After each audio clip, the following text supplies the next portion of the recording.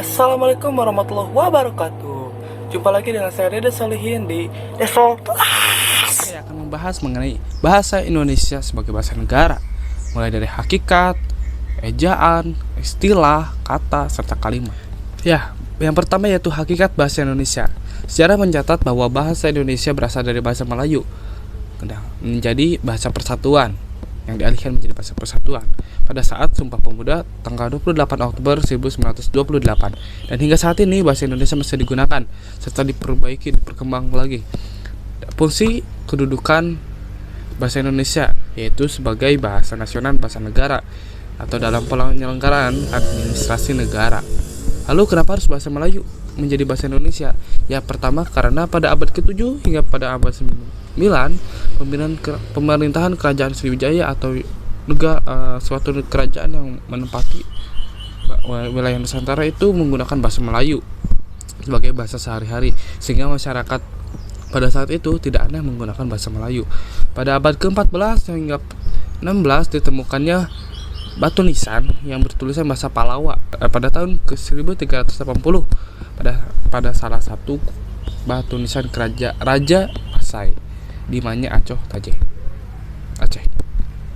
Pada abad ke-17 hingga 19 terjadi perubahan dan berganti kondisi di Nusantara yang memungkinkan upaya pemulihan dan pengembangan kembali kejayaan yang pernah dicapai pada abad sebelumnya atau kembalinya kejayaan kerajaan-kerajaan di Indonesia.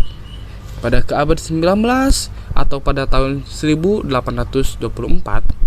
Inggris dan Belanda membuat peta politik kekuasaan di kolonial Nusantara berubah, sehingga bahasa Melayu kembali berkembang yang dipelopori oleh Raja Ali Haji. Pada abad ke-20 tercatat sebagai masa percepatan perkembangan dan peralihan bahasa Melayu menjadi bahasa Indonesia. Seperti halnya banyak sekali perubahan-perubahan yang awalnya Melayu menjadi murni bahasa Indonesia. Pada abad ke-21 yaitu ada 3 peristiwa penting yang ditekankan, atau salah satunya peningkatan kesadaran warga dalam penggunaan bahasa Indonesia yang baik dan benar. Ejaan yang disempurnakan apa sih? Ejaan itu ya, ejaan adalah kaidah cara menggambarkan bunyi atau kata atau kalimat dalam tulisan serta penggunaan tanda baca. Ejaan yang pernah berlaku di Indonesia itu ada 4, yaitu ejaan Van Ophuizen atau yang kita ketahui yaitu penulisan J untuk Y. Contohnya sayang jadi sajang, atau huruf OE untuk menuliskan huruf U seperti koeroe atau itoe. Nah, itu padahal ya sebenarnya. Adapun ejaan yang ketiga yaitu Melindo atau Melayu Indonesia, yang kemudian di akhir atau kita kenal sekarang yaitu ejaan yang disempurnakan. Oh, ada satu lagi, ejaan Suwandi mengganti huruf OE jadi U. Itulah. Dan kata ulang ataupun itu saja kita bisa singkat dengan itu dua saja. Oke, ada berapa sih komponen ejaan itu? Kasih tahu gak ya? Ya. Komponen ejaan itu ada 4, yaitu pemakaian huruf, penulisan kata, unsur serapan, dan pemakaian tanda baca. Yang pertama yaitu pemakaian huruf. Itu pertama ada huruf abjad A, B, C hingga Z. Yang kedua itu huruf vokal, itu lebih singkat lagi dari huruf abjad yaitu A, I, U, E, O, ada 5 ya. Dan ketiga huruf konsonan atau selain A, I, U, E, O, P, B, C, D, F, G, H, J, K, L, M, N, dan hingga Z. Yang ketiga yaitu 4 itu ada huruf besar dan huruf kecil, atau yang kita bisa sebut huruf besar itu huruf kapital. Kemudian yang terakhir yaitu ada huruf miring. Kegunaannya apa sih yang kelima itu? Yaitu yang pertama itu ada huruf abjad. Ya, kita akan menggunakan bahasa ataupun kata-kata itu pasti menggunakan huruf abjad. Huruf vokal itu kita membedakan cara menggunakan bahasanya. Konsonan itulah untuk pengawalan. Kalau huruf vokal itu bisa ciri khasnya pita suara yang terbuka hingga tidak ada tekanan udara yang terkumpul di atas glotis. Nah, kedua itu huruf kapital. Huruf kapital itu untuk mengawali suatu tulisan ataupun nama seseorang membeda. Kemudian ada huruf yang satu lagi nih ketinggalan nih, yang dua nih, yaitu huruf diftong. Apa sih huruf diftong? Huruf diftong adalah penggabungan dua huruf vokal. Dua huruf vokal ini digabung dalam satu kata, contohnya seperti syaitan. Y-nya itu huruf konsonan, sedangkan AI itu huruf vokal. Nah, di situ maksudnya huruf diftongnya, penggabungan dua huruf vokal. Kemudian ada yang gabungan huruf konsonan. Apa? Yang tadi huruf diftong itu gabungan dua huruf vokal, ini gabungan huruf konsonan, dua huruf konsonan, seperti K khusus atau khusus. Nah, kita sebut sebagai khusus atau kita tidak anggap K-nya, atau psikologi. Padahal tulisannya PSHI kalau. Terakhir, huruf miring. Huruf miring itu untuk mencirikan bahwa ini tuh bahasa asing dalam penulisan huruf pada buku ataupun lainnya. Ataupun kita garis miringnya itu kita tandai itu bahwa itu tuh penting. Penulisan kata itu terdiri dari kata dasar, kata turunan, bentuk ulang, gabungan kata. Bentuk ulang seperti apa sih contohnya? Seperti gedung-gedung tinggi. Nah, kembali ke ajaran Suwandi, gedung-gedung tinggi dalam penulisan gedungnya boleh ditambahin angka 2 dan tingginya tetap 1 ya, tinggi. Jadi gedung-gedung tinggi. Kemudian ada gabungan kata atau seperti ini. Hadirin yang berbahagia, hormat kepada ibu dan bapak kami, bisa gitu. Ibu dan bapak itu penggabungan dua kata yang berbeda. Kemudian yang ketiga yaitu ada suku kata. Suku kata sekurang-kurangnya terdiri dari satu huruf vokal, satu huruf konsonan. Seperti sa atau ma, itu disebut kata ma. Itu kata ya, disebutnya kata. Atau kata itu juga terbagi dari kata depan. Misalnya kata depannya itu ke mana, jadi ditambahin lagi ya, ke mana. Kemudian yang kelima ada singkatan dan akronim. Singkatan tahu dong, misalnya singkatan nama saya Dede Solihin disingkat menjadi Desa ya. Singkatan ini bisa terdiri dari huruf besar semua, huruf kecil semua, huruf besar, huruf kecil, dan lain-lain. Kemudian ada angka dan bilangan. Angka ini ada angka Arab, angka Romawi. Angka Arab 1, 2, 3, 4, 5, 6, 7, 8, 9, 10. Dan ada angka Romawi yang kita I besar 2 itu yang sering digunakan lah.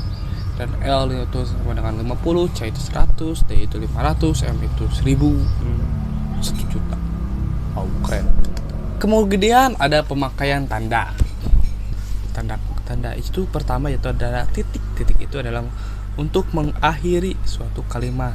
Dan ada pemakaian koma atau tanda koma itu sebagai misah antara satu kalimat yang setara dengan yang jadi kalimat selanjutnya, pemisah.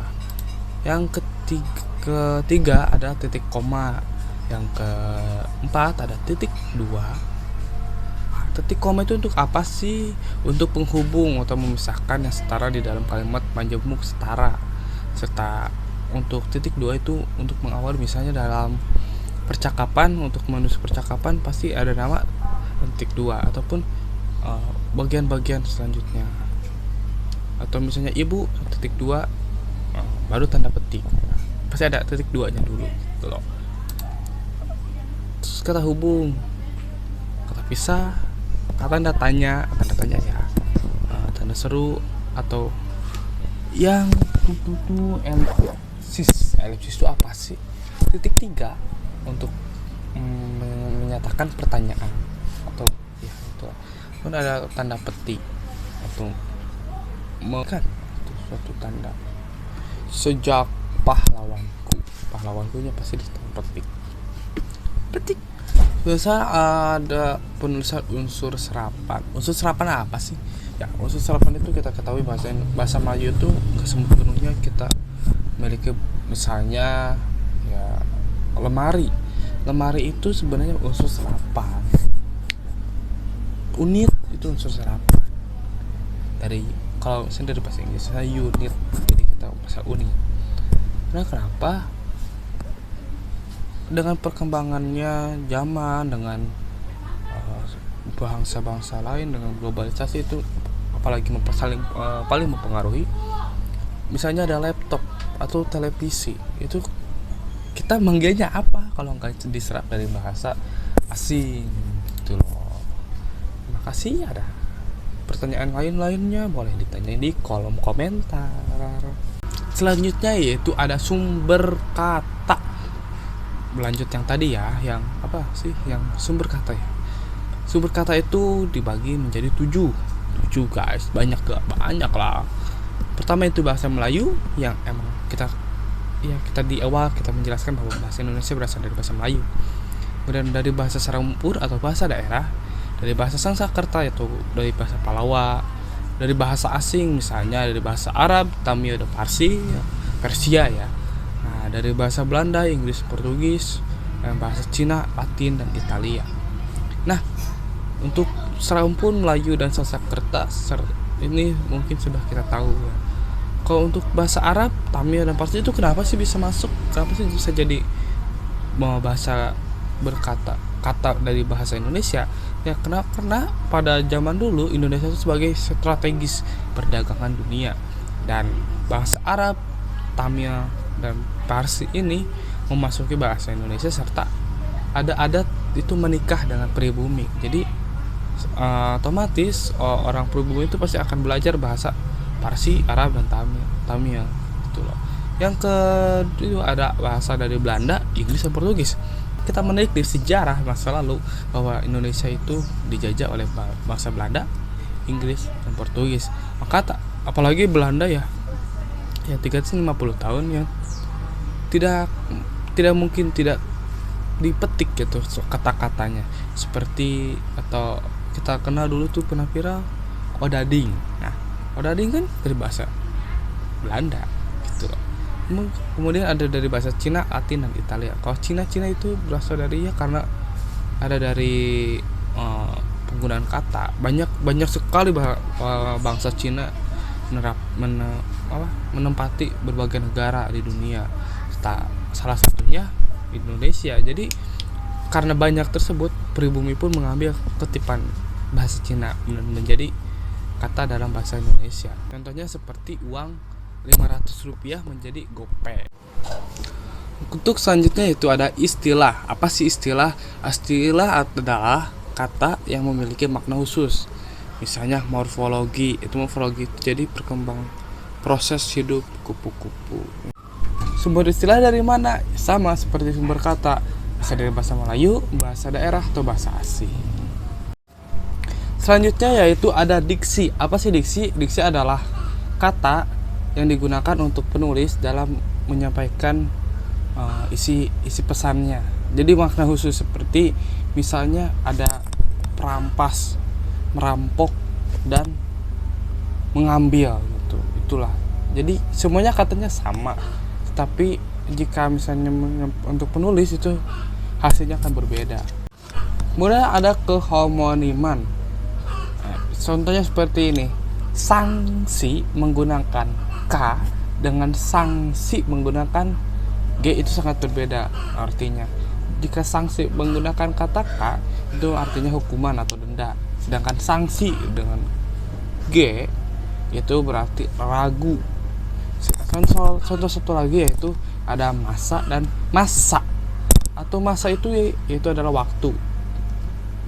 Kecuali dengan masa itu artinya orang atau rakyat. Atau kalimat lengkap adalah yang kalimat yang terdiri hanya S saja, P saja, O saja atau keterangan saja.